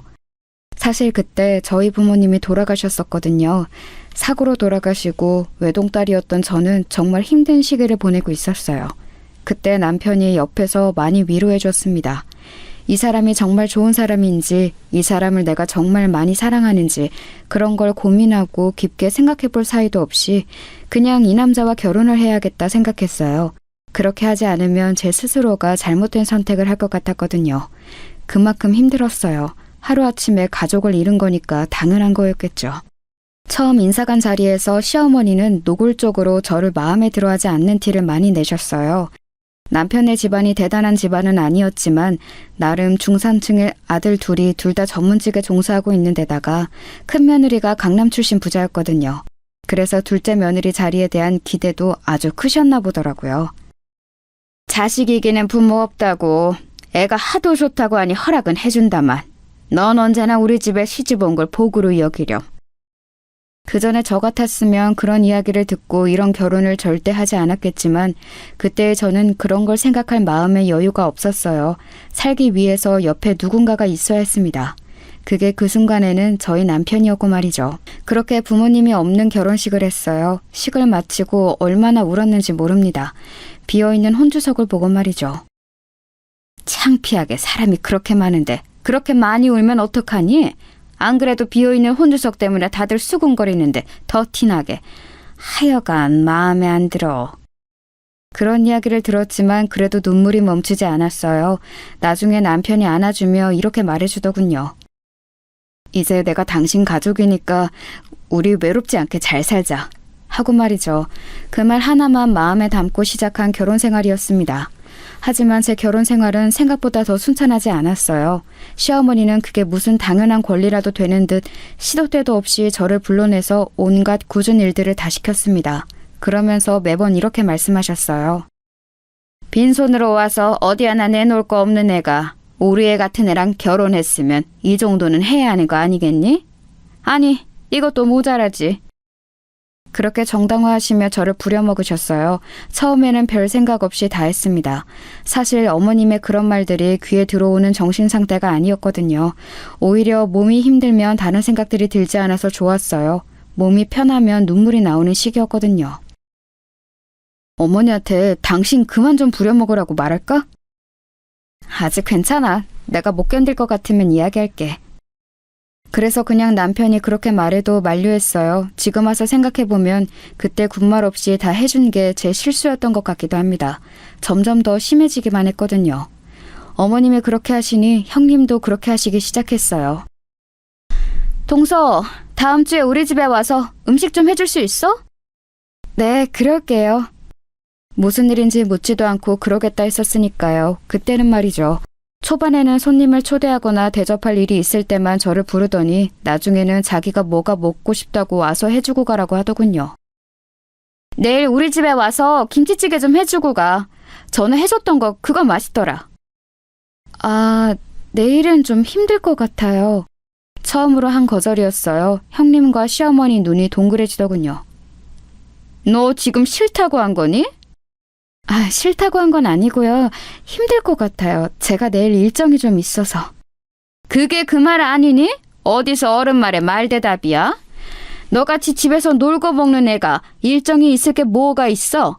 나가서 남편이 벌어다 준 돈이나 쓰면서 돌아다니려고? 어? 나는 그 꼴 못 본다. 일정이 있다는 말 하나를 저렇게까지 해석하시는 분이셨어요. 대단하시죠? 어디 놀러 가는 거 아니고 내일이 저희 엄마 생신이시라 계신곳 가보려고요. 덤덤한 얼굴로 그렇게 말했습니다. 그랬더니 시어머니 얼굴이 붉어지더군요. 본인도 부끄러웠겠죠. 아, 그런 거면 진작 말을 하지. 당연히 가봐야지. 형님의 그 말에 시어머니의 얼굴이 더 새빨갛게 달아올랐습니다. 그리고는 입을 앙 다물고는 저를 바라보더니 애써 입을 열더군요. 그 이야기를 먼저 하지 그랬니? 그런 일이 있으면 어련히 가보라고 할 거 아니냐. 사람 무안하게. 끝까지 미안하다는 말 한마디를 안 하시는 분이셨어요. 저한테 미안하다는 말을 하면 마치 엄청나게 자존심이 상하는 사람처럼 굴었습니다.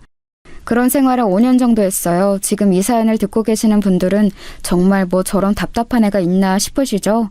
하지만 저는 정말 다른 생각을 할 겨를이 없는 이 생활이 오히려 편했어요. 시어머니나 형님에게 듣는 말들이 크게 상처가 되지도 않았고 말이죠. 가끔 부모님이 안 계신 이야기가 나오면 슬펐지만 말입니다. 제가 그런 것들에 기분이 나빠하지 않을 수 있었던 이유는 확실히 있긴 했어요. 사실 저에겐 남편도 모르는 비밀이 하나 있거든요. 바로 저희 집이 엄청나게 부자였다는 사실이었습니다. 저희 아버지는 부동산을 크게 하셨어요. 가지고 계신 땅이나 건물도 많았습니다. 아버지가 살아계실 때는 제 인생을 마음대로 하시려는 것 때문에 독립을 해 나와 살고 있었어요. 부모님의 도움은 하나도 받지 않겠다고 선언하고 말이죠. 그리고 독립해서 그림을 그렸어요. 제가 원래 그림 그리는 일을 하는 게 꿈이었거든요. 아버지는 늘 공부해서 좋은 대학을 나와 판검사가 되는 딸을 가지는 게 꿈이셨고 말이죠. 그 문제로 많이 싸워서 아버지와는 사이가 좋지 않았어요. 가끔 엄마가 용돈을 주러 아버지 몰래 오신 날이면 아빠 돈은 한 푼도 안 쓸 거야 하고 화를 내며 엄마를 돌려보내곤 했어요. 지금 생각하니 모든 게 다 후회가 되네요. 좋은 방법으로 부모님을 설득할 수도 있었고 그리고 찾아온 엄마에게 그렇게 화를 내지 않아도 됐었는데 말이죠. 다시 생각하니 또 눈물이 납니다. 그때 만난 게 남편이었습니다. 그래서 남편은 제가 평범한 집안에서 자란 그냥 프리랜서 그림 작가인 줄만 알아요. 한 번도 이야기하지 않았으니까 말입니다. 일부러 이야기를 하지 않았다기보다는 그렇게 싫어라 했던 부모님의 재산을 자랑하듯 여기저기 떠벌리고 다니는 걸 할 수 없었어요. 그 재산이 마치 제 것이 아닌 것 같기도 했고 말입니다. 아주버님의 의사시거든요. 개인 병원을 차릴 때 형님 집안에서 많이 보태줬다고 들었습니다. 그 덕에 강남 한복판에서 피부과를 하고 계시고요. 근데 그 건물이 저희 아버지 건물이었거든요. 지금은 제 앞으로 상속이 되었고 말이죠. 사실 저는 몰랐어요. 제 이름으로 되어 있는 건물에 아주버님 병원이 있다는 사실을 말입니다. 건물을 관리해 주시는 분들이 따로 계시고 제 통장으로 임대료만 들어오니까 전혀 신경 쓰고 있지 않는 부분이었거든요. 그런데 주기적으로 제 재산을 관리해 주시는 분이 보고를 해주시는 과정에서 알게 되었습니다. 어차피 제게는 별로 큰일이라고 생각하지 않았기도 했고 딱히 이제 와서 제가 거기 건물주네 어쩌네 하는 말을 하는 것도 좀 그래서 말을 하지 않았어요. 어쩌다 보니 그렇게 숨긴 채 5년 동안 결혼 생활을 했네요. 제가 딱히 돈을 쓰는 타입도 아니었고 그동안은 제 감정을 추스르는 것도 벅찼기 때문에 부모님의 재산에 대해 깊게 생각할 겨를이 없었습니다. 강남이 피부과들이 많아지면서 경쟁이 엄청난가 보더군요. 물론 잘 되는 병원들은 너무 잘 되지만 그렇지 않은 병원들은 월세 내기도 벅찰 만큼 간극이 심하다 그러더라고요. 강남이 월세가 좀 비싼 게 아니잖아요. 불행하게도 아주버님의 피부과는 잘 되는 병원은 아니었습니다. 월세와 직원들 월급을 다 주고 나면 크게 남는 게 없다고 들었어요. 겉만 번지르르한 피부과 의사라는 타이틀을 빼면 사실 속빈 강정이나 다름없었죠. 아이고, 큰아가 네가 왜 이러서니? 쟤 시키면 되는 걸. 그래서 그런가 시어머니는 형님의 눈치를 점점 더 많이 보기 시작하셨어요. 그 병원의 권리금은 형님의 집안에서 나온 돈이고 지금도 남편이 크게 벌어다 주는 돈 없이 형님은 형님의 집안에서 받는 돈으로 생활을 하고 계셨거든요. 물론 형님뿐 아니라 아주버님하고 형님의 눈치를 많이 보셨습니다. 형님은 이 집안에서 거의 군림하는 사람이었어요. 대충 저희 집안 분위기 어떤지 아시겠죠? 그런 집에서 5년 동안 식모살이에 가까운 생활을 했습니다. 남들이라면 1년도 못하고 나가 떨어졌을 거예요.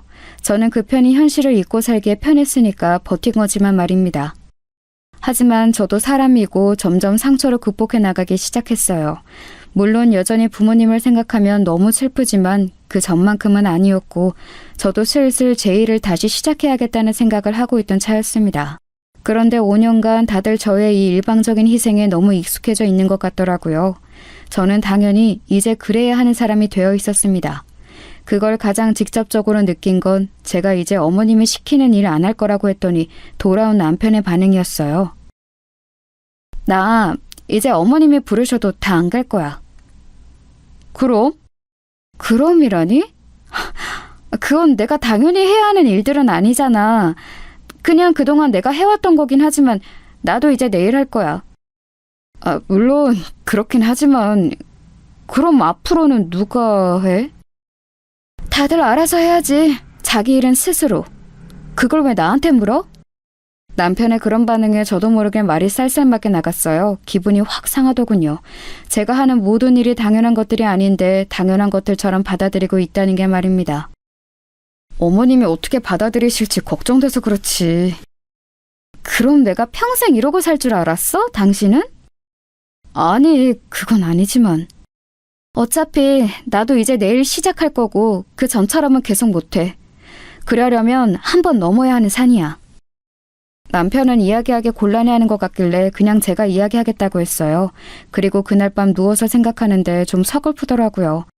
이 사람은 분명 저에게 가족이 되어준다 했었는데 저는 그 사람의 진정한 가족이 아직 아닌 것 같은 기분이 들었거든요. 하지만 힘들 때 힘이 되어준 사람이었기 때문에 그런 생각은 하지 않으려 노력했습니다. 그리고 며칠 뒤 어머님이 다시 부르셔서 집으로 갔어요. 나 오늘 약속 있어서 나갔다 올 동안 대청소 좀 싹 해라. 창틀에 먼지도 다 닦고 저 위에 액자 같은 것도 다 내려서 먼지 털고. 네, 근데 어머님 이제 앞으로는 사람 쓰셔야 할 것 같아요. 그 말에 분주하게 외출 준비를 하던 시어머니가 멈추고 저를 빤히 보더군요. 왜? 네가 있는데 사람을 써? 이제 저도 쉬었던 일을 시작하려고요. 네가 무슨 일... 너 그림 그린다고 했었나? 제가 식모처럼 일만 했더니 진짜 식모인 줄 아는 사람들처럼 굴더군요. 남편도 시어머니도 말이죠. 인제 와서 일을 다시 시작해? 왜? 둘째가 벌어다 주는 돈이 모자라니? 아니요. 제가 어디다 돈을 쓰는 타입도 아니고 그냥 저도 이제 제 일을 다시 시작하고 싶어서요. 그니까 왜? 하고 싶어서 했던 일이니까요. 다시 하고 싶어서요. 하고 싶은 거 다 하면서 사는 인생이 어딨어? 그럼 집안일은? 각자 일은 이제 각자 하셔야죠. 뭐? 시어머니가 기가 찬데 저를 바라봤지만 사실 정말 기가 차는 건 저였어요. 일단 나중에 다시 이야기하자. 나 지금 늦었으니까. 네. 뭘 다시 이야기해야 할지 몰랐지만 말입니다.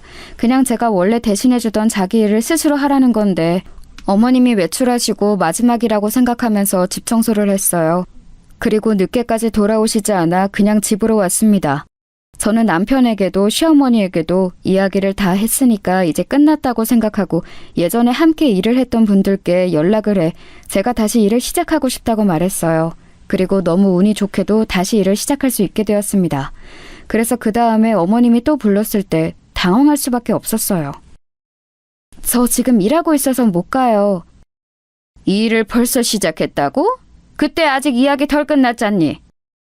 제 일이 아닌 일을 제가 여태 하고 있다가 이제 진짜 제 일이 생겨서 그만한다고 하는 게 이렇게 어려운 일인지 예전에는 미처 몰랐습니다.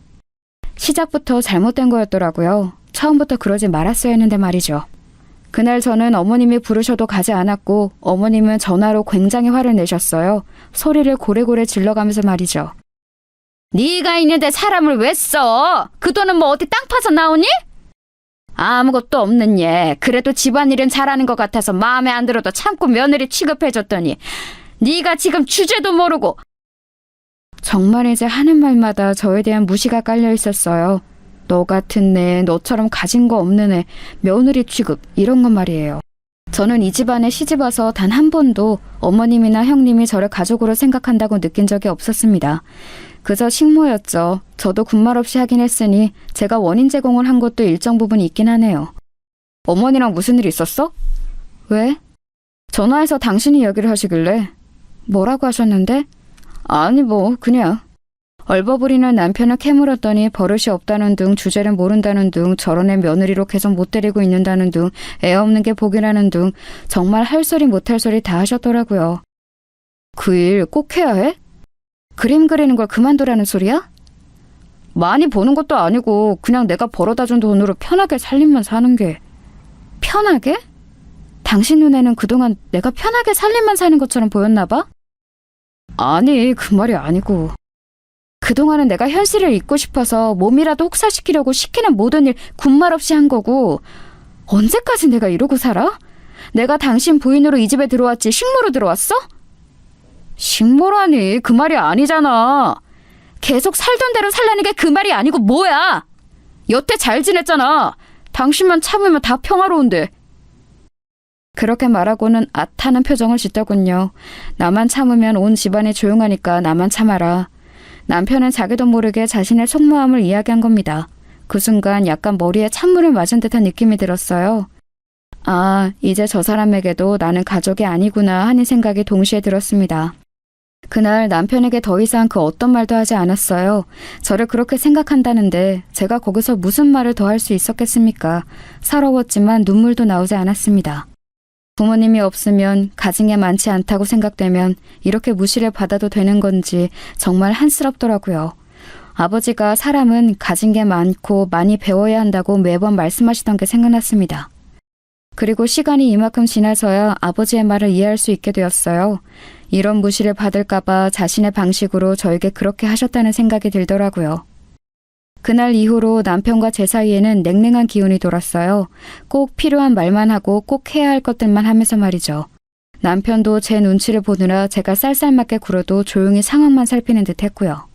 그러던 와중에 집안 행사가 다가왔습니다. 명절을 지내지 않는 대신에 1년에 한두 번 온 가족이 모여 식사를 하는 자리였어요.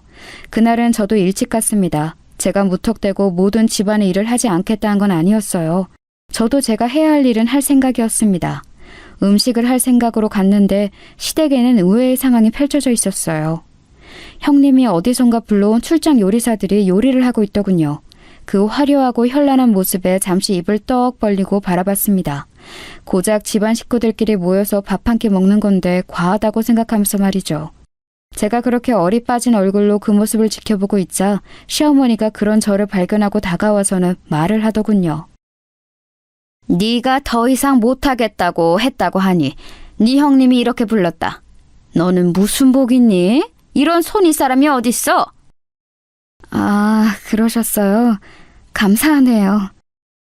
사실 감사하다는 생각이 들지는 않았지만 뭐 저를 위해 그랬다고 하니 일단은 그렇게 대답해야 할 것 같았어요. 그랬더니 시어머니가 다시 와다다 말을 뱉기 시작하시더군요. 너는 정말 복에 겨워서 주제 파악이 하나도 안 되는 것 같다. 나 같으면 얌전히 집안일 하면서 살겠구만.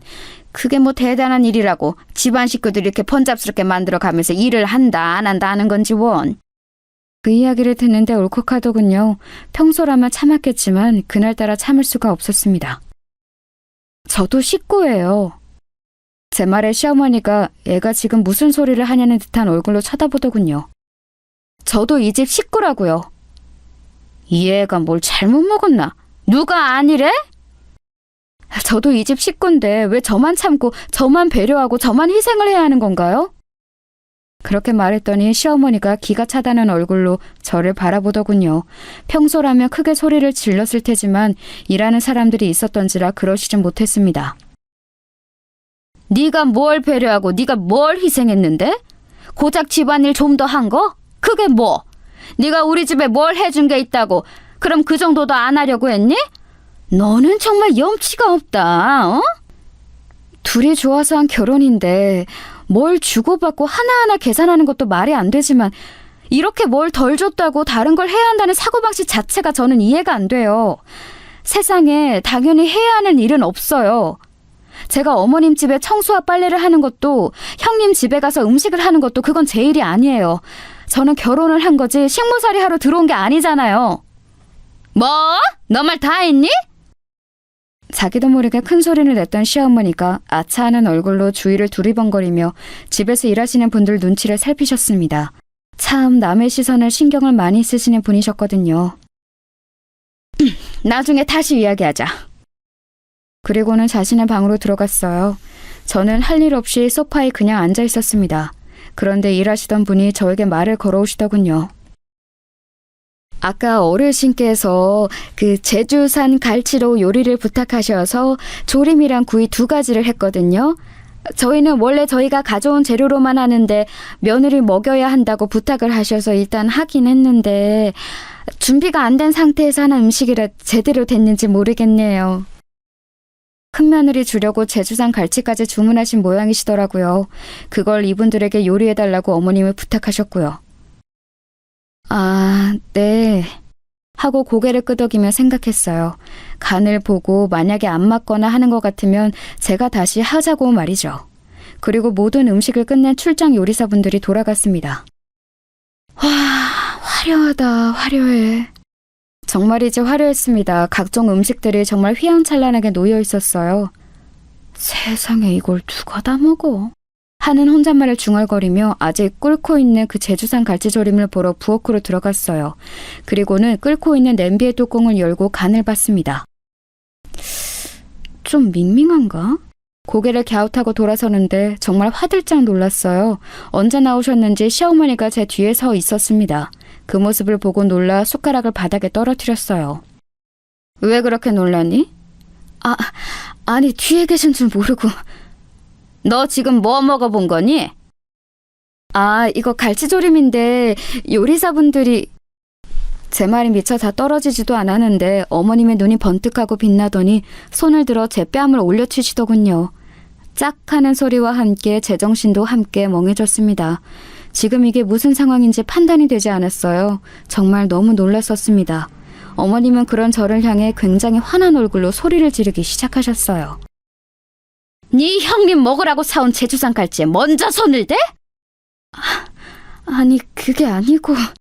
이게 어린이 하는 말에 꼬박꼬박 말대꾸 할 때부터 알아봤었어야 하는데 이 위아래도 없는 미친 것이 우리 집에 들어와서는... 그 뒤로도 뭐라 말을 하셨지만 귀가 멍한 기분이 들었어요. 뺨을 너무 세게 맞은 탓이기도 했지만 아마도 충격 때문이었던 것 같습니다.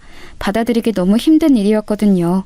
아버지의 뜻을 어기며 집을 나갈 때도 제 아버지는 제 뺨을 때리신 적이 없어요. 그러니까 태어나서 뺨을 맞아본 건 처음 있는 일이었습니다. 출장 요리사분들이 급하게 요청받은 요리라 제대로 됐는지 모르겠다 하셔서 간을 보고 맞추려고 했던 거예요. 제가 울먹이며 말하자 시어머니는 움찔하는 것 같았지만 그럼에도 불구하고 미안하다는 소리는커녕 되려 더 화를 내시더군요. 그 사람들이 다 전문가인데 어련히 알아서 잘 했으려고. 네가 뭐라고 그 사람들이 해놓은 음식을 간을 보고 맞추니만이 해? 너는 늘 느끼는 거지만 애가 너무 주제를 몰라. 그때 문이 열리고 형님과 아주버님 그리고 남편이 들어왔어요. 세 사람은 앞에서 만났는지 대화를 나누며 집 안으로 들어왔습니다. 그리고는 뺨을 붙잡고 울먹이는 저와 그런 제 앞에 환한 얼굴로 서 있는 어머님을 발견했어요. 아니 이게 무슨 일이에요? 어머니, 자기야!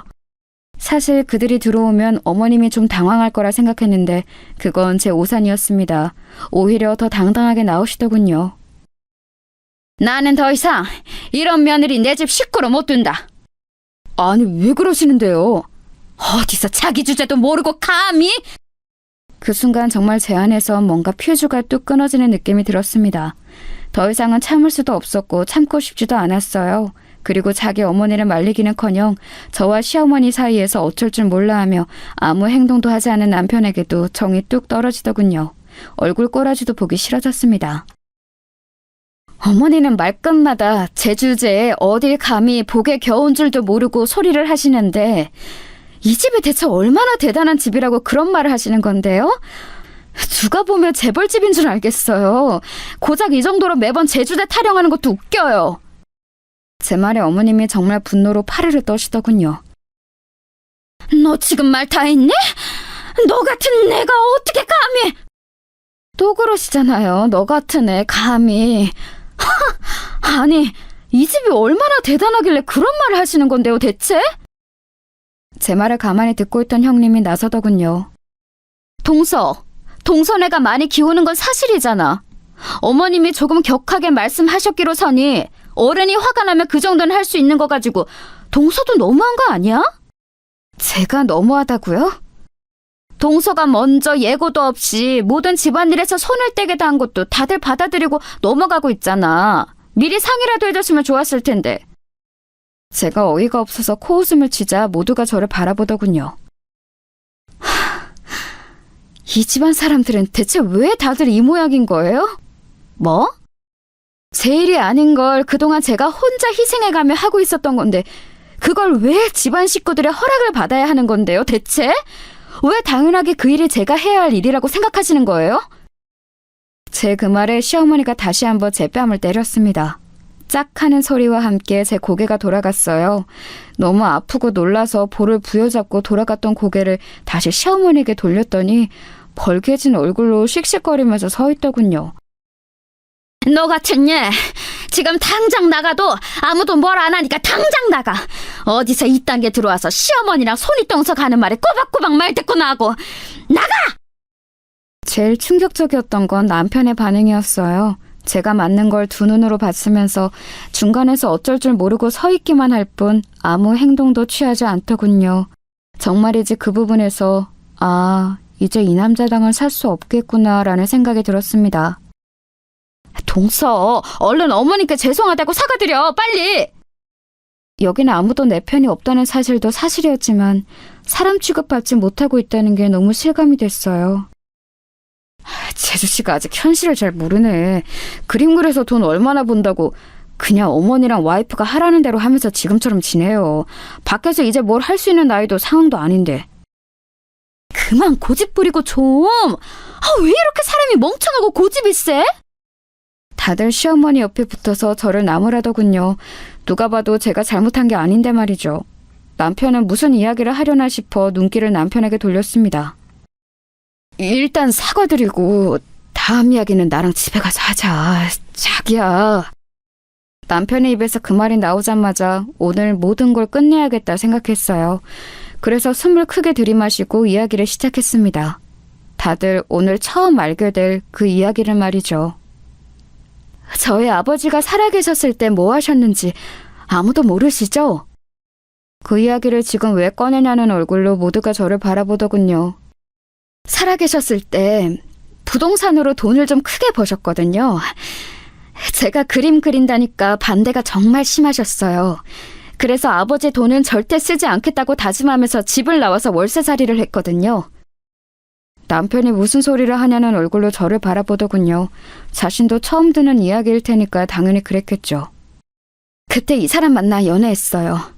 아빠가 그것도 참 반대하셨는데 집안이 너무 기운다고 그런 남자랑 연애하지 말라고 말이죠. 시어머니가 지금 무슨 소리를 하냐는 얼굴로 제 앞에 서더군요. 우리 집이 기운다니 너 지금 어디 머리 아프니? 돌아버린 거야? 무슨 소리를 하는 거야 지금? 제 이야기 아직 안 끝났으니까 끝까지 들으세요. 제가 무서운 표정으로 그렇게 말하니 조금 움찔하더군요. 제가 말을 이었습니다. 저는 어차피 아버지 돈 물려받을 생각도 없고 도움받을 생각도 없었으니까 그냥 그러시던지 말던지 신경 안 쓰고 이 사람이랑 연애했고요. 근데 그 와중에 사고로 두 분 다 돌아가시는 바람에 이 사람한테 우리 집 이야기할 겨를도 없었고 좀 지나고 보니 내 멋대로 살고 싶어서 아버지 도움 안 받겠다고 하고 집 나온 건데 이제 와서 그런 아버지 재산 이야기하는 것도 웃겨서 그냥 아무한테도 이야기 안 하고 있었단 말이죠. 당신 아버지한테 물려받을 재산이 있다는 말이야? 시어머니가 그 말에 코웃음을 치더군요. 얼마나 대단히 많이 물려받았길래 이 정도로 당당하니? 우리 집안이 부족한 게 뭐가 있다고? 네가 재산 좀 있다고 이제 와서 그래. 미안하다 할 것 같니? 이번에는 제가 코웃음을 쳤습니다. 미안하다고 사과하셔도 어차피 이제 그 사과 받을 생각도 없고요. 저는 오늘부로 이 사람이랑 이혼할 건데 여기 계신 분들한테 오늘 제 결정을 말해야 하니까 그러려면 이 이야기를 해야 해서 하는 거예요. 제 그 말에 모두가 무슨 이야기를 하냐 하는 얼굴로 저를 바라봤습니다. 아주버님 병원 제가 지금 2년째 월세 안 올려드리고 있거든요. 그거 다음 달부터는 원래 시세대로 올릴 테니까 그런 줄 아세요. 제 그 말에 모두가 눈을 동그랗게 뜨고 저를 바라봤습니다. 대체 무슨 말을 들은 건지 모르겠는 듯한 얼굴들이었어요. 그 건물주가 저희 아버지셨거든요. 지금은 저고요. 아직도 상황 파악이 안 되는 것 같았습니다. 제가 사실 이번 일만 잘 넘어가면 그냥 월세 안 내도 된다고 이야기하면서 다 말씀드리려고 했는데 이렇게 됐네요. 이제는 남들 거니까 재산 정리는 확실하게 해야겠죠. 모두가 입을 떡 벌리고 있는 와중에 시어머니는 도저히 그 말이 믿기지 않는 듯 보였어요. 쟤 정말 미친 거 아니니? 어디서 헛소리를... 헛소리인지 아닌지는 나중에 보시면 알겠죠. 그리고 당신은 내가 이혼서를 준비하면 거기에 도장 찍을 준비나 해. 그러고 그 집을 나왔습니다. 맞은 뺨이 정말 얼얼했어요. 집으로 들어와서 정말 필요한 것들만 바로 가지고 집을 나왔습니다. 사실 남편이 바로 따라 나올 줄 알았는데 그것마저 제 착각이었더군요. 아마 진짠지 아닌지에 대한 이야기를 거기서 나누고 있었겠죠. 집을 나와 호텔로 갔어요. 남들은 이럴 때 집 나오면 친정에 가서 부모님께 한탄도 하고 편도 들어달라고 하고 그런다던데 저는 그럴 부모님이 계시지 않다는 게 다시 한번 실감이 나더군요. 눈물이 났습니다. 그리고 그동안 제가 얼마나 호구 등신처럼 살아왔는지 생각하면 할수록 알겠더군요. 그들 중엔 저를 가족으로 생각하는 사람은 아무도 없었다는 사실도 다시 한번 깨닫게 되었습니다. 심지어 제 남편까지 말입니다. 얼마나 지났을까 남편에게서 전화가 왔어요. 자기야 들어와. 내가 잘못했어. 내가 네가 잘못했다고 하면 아 그래 다 용서해줄게 하고 집에 곱게 들어가려고 그날내려 피우고 나왔는 줄 아니? 어머님이랑도 잘 이야기했어. 다시는 당신 일 안 시키고 무시도 하지 않으신대. 왜? 내가 돈이 많아서? 그 말이 아니잖아. 그게 어떻게 그 말이 아니야? 바로 직전까지만 해도 나를 그렇게 무시하던 양반이 하루아침에 안 그러겠다고 하는데? 그게 내가 가진 돈 때문이 아니면 뭔데? 그랬더니 남편은 한동안 대답이 없더군요. 그런 말로는 도저히 저를 설득시킬 수 없다는 걸 알았는지 이번에는 다른 방법을 쓰기 시작했습니다. 설사 그렇다고 한들 그건 어머님이고 나랑 당신은 별 문제 없었잖아. 별 문제가 없어? 그건 당신 생각이고 우리가 별 문제가 없긴 뭐가 없어? 어머님 때문 아니면 우리는 잘 지냈잖아. 당신은 방관자야. 뭐? 내가 힘들어하는 거 정말 몰랐어? 몰랐다고 할 수 있어? 몰랐어도 문제지. 같이 사는 부인이 그렇게 힘들어하는데 관심조차 없었다는 말이니까. 근데 그것도 아니잖아. 당신 알았잖아. 알면서도 당신 귀찮아서 싫은 소리 하기 싫어서 지금 이대로가 편해서 나 힘든 건 그냥 모른 척한 거잖아. 아니라고 할 수 있어? 아니, 그게 아니고 나는... 오늘도 내가 어머님한테 뺨 2대나 맞을 때 당신 뭐 했어? 말리기는커녕 어머님 눈치나 봤지? 내가 오늘 거기서 당신한테 오만정이 다 떨어졌어. 뼛속까지 와닿더라. 당신한테도 나는 가족이 아니라는 사실이. 그건 어머님 앞이니까 어쩔 수 없이. 어쩔 수 없는 거 좋아하네. 그냥 시끄러워지는 게 싫었겠지. 살던 대로 살면 되는데 이제 와서 왜 저러나 싶었겠지. 아니야? 제 말에 아무 대답이 없던 남편이 작게 말하더군요. 내가 다 미안하고 잘못했어. 그러니까 한 번만 용서해주라, 어? 아니, 나는 이제 당신이랑 당신 식구들 꼴도 보기 싫어.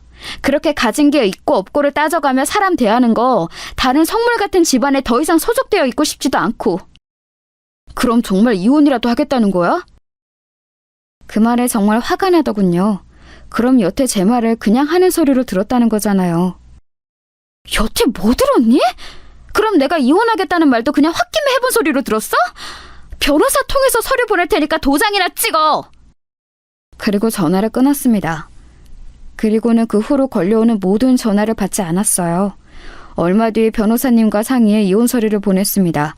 만약에 합의를 해주지 않으면 소송을 진행할 생각이었어요. 그리고 그동안 시어머니가 저에게 수없이 보내왔던 문자 내용과 여러 정황들은 저에게 상당히 유리한 증거들이라는 이야기도 들을 수 있었습니다. 이혼 서류를 보낸 날 저녁 남편은 장문의 문자를 보내왔어요. 아무리 생각해봐도 우리 사이에는 크게 문제될 게 없었던 것 같아. 나는 당신과 이혼하고 싶은 마음이 없어. 당신이 말했던 것처럼 내가 중간에서 제대로 된 남편 노릇을 하지 못한 건 정말 미안해. 앞으로는 그러지 않고 당신 남편으로서 최선을 다할게. 그러니까 우리 이혼만은 하지 말자. 라고 말이죠. 문자를 읽는 내내 코웃음이 나왔습니다. 그리고 깨달았어요. 아, 나는 이제 이 남자에게 조금의 애정도 남아있지 않구나 하고 말입니다. 곧장 소송을 진행했습니다. 그러는 동안 정말 웃기는 소식 하나를 더 들을 수 있었어요. 혹시 강남에 있는 건물 파실 생각이세요? 아니요. 왜 그러시는데요? 아니, 누가 부동산에 강남 건물에 대해서 물어보고 다니면서 요즘 시세가 어떠냐고 자꾸 묻는 사람이 있다고 해서요. 쎄한 느낌에 알아보니 아니나 다를까 시어머니였습니다.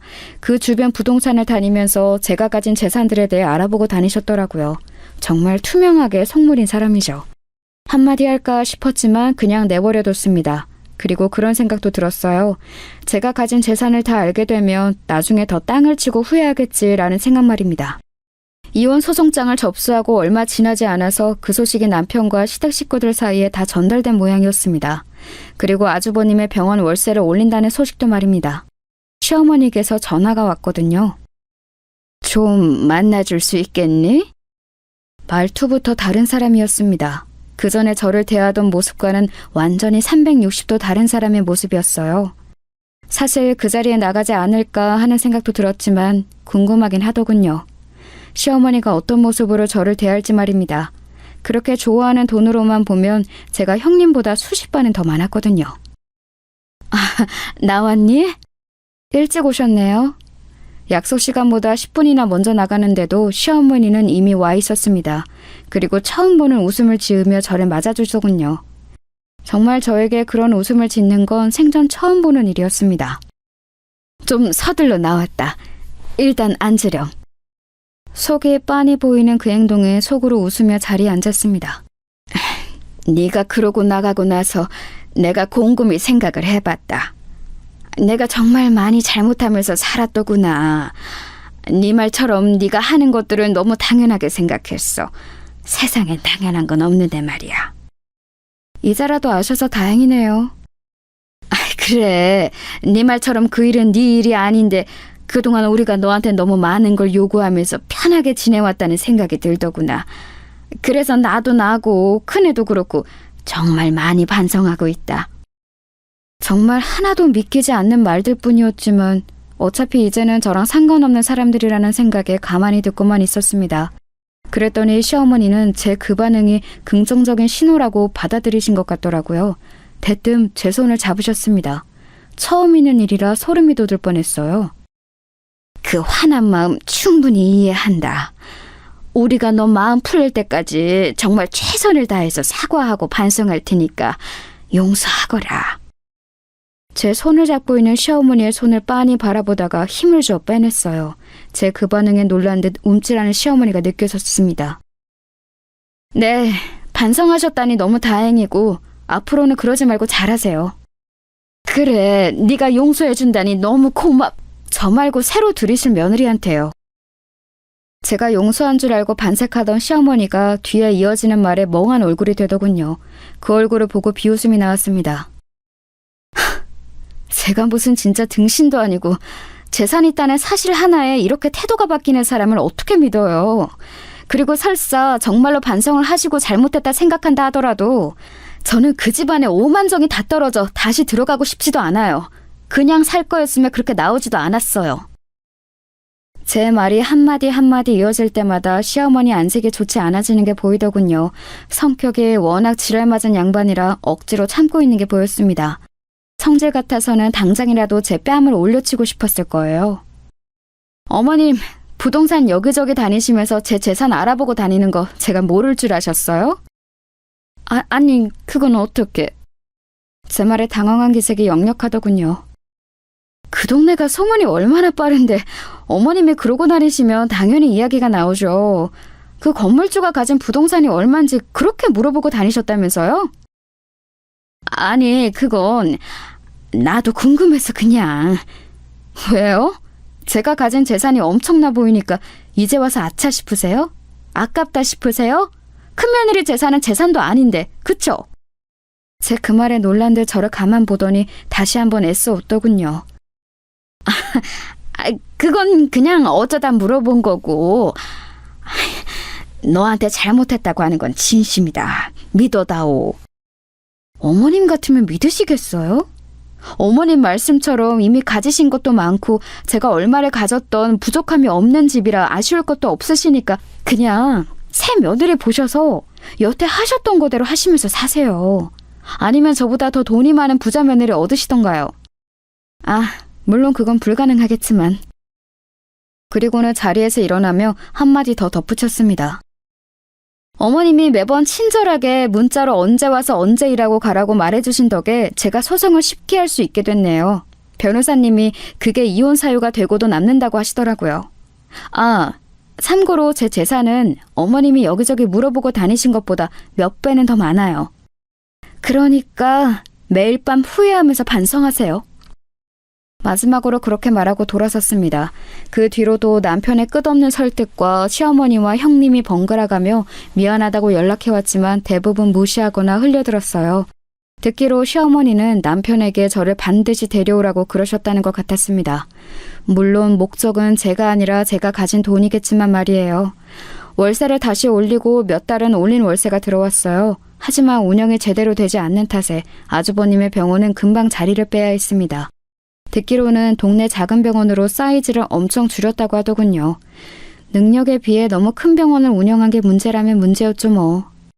시어머니는 제가 가진 재산을 어디서 들었는지 듣고서는 길바닥 한가운데 주저앉아 땅을 쳤다고 하더군요. 그냥 하는 말이 아니고 정말로 땅을 치면서 내 돈 하셨대요. 진짜 웃기죠? 그게 어떻게 자기 돈이에요? 제 돈이지. 이혼 소송은 저희 승소로 끝났습니다. 넘쳐나는 게 돈이고 그 집에서 뭔가를 더 뜯어내기 위해 감정 소모를 하고 싶지도 않아서 다른 위자료나 재산 분할은 하나도 받지 않았어요. 혹여 나중에 어떤 말 하나라도 나오는 게 싫었기 때문입니다. 저는 보란듯 그 동네에서 가장 비싼 집을 얻어서 살고 있어요. 마음이 바뀌어서 이 재산을 제가 사치하고 놀고 먹는데 다 쓸 생각은 없지만 말입니다. 시간이 좀 지나면 좋은 곳에 쓰일 수 있게 기부를 할 생각은 늘 가지고 있어요. 얼마 전에 꿈에 아버지가 나왔습니다. 제가 달려가서 안아드리고 울었어요. 너무 죄송하다고 말이죠. 가만히 제 머리를 쓰다듬어 주시는 아버지의 품에 안겨있던 꿈을 꾸고 깨니까 어딘가 용서를 받은 것 같은 기분이 들었습니다. 시어머니는 아직도 가끔 다시 합칠 생각이 없냐는 문자를 보내옵니다. 도저히 제가 가진 돈이 포기가 안 되는 모양이에요. 소용없는데 말이죠.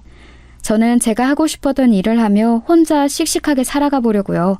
그러다 좋은 사람을 만나게 되면 다시 이번에는 제대로 된 가족을 만들 수 있는 날이 올 수도 있겠죠. 제 긴 이야기 들어주셔서 감사합니다. 여러분은 저 같은 실수하지 마시길 바래요. 뭐든 있을 때 잘해야 한다는 건 말입니다. 그게 부모님이건 또 며느리건 말이에요.